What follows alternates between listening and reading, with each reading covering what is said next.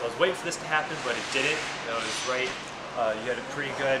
When you had your foot on here, it's definitely not your ideal foothold. Yes. Your heel was a little bit picked up. I was waiting for it to maybe kick off a bit. It's all right.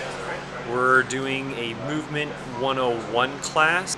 This class entails intermediate climbers. What we're trying to do is get them to learn how to do some more advanced climbing that they've never done before, where you start out with some pretty basic kind of movement, some great basic stretches. We go into much more advanced movement, basic footwork, footwork that they've never really learned how to do before.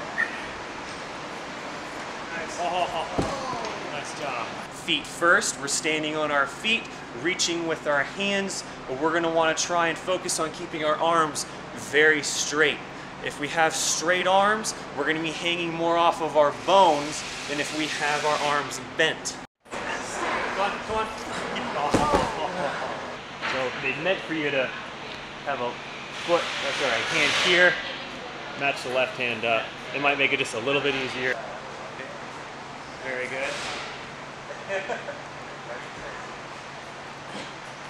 The one big benefit to taking this class is if you do these things and so you climb, you have someone on the ground critiquing you, teaching you, and showing you what you're doing incorrectly, and you can move much quicker knowing the mistakes that you're making and how to move past them.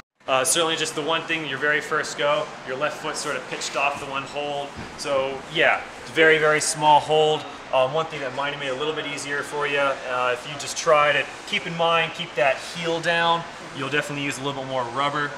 And then the foot you used, you ended up using this really high one, which is a much better foothold. It's bigger, it's got more juice for you to use, but if possible, it looked like the lower one might have given you a little bit easier flagging. You had to get really sideways when you made that big flag move. If we use this lower one, you may not have to get so sideways.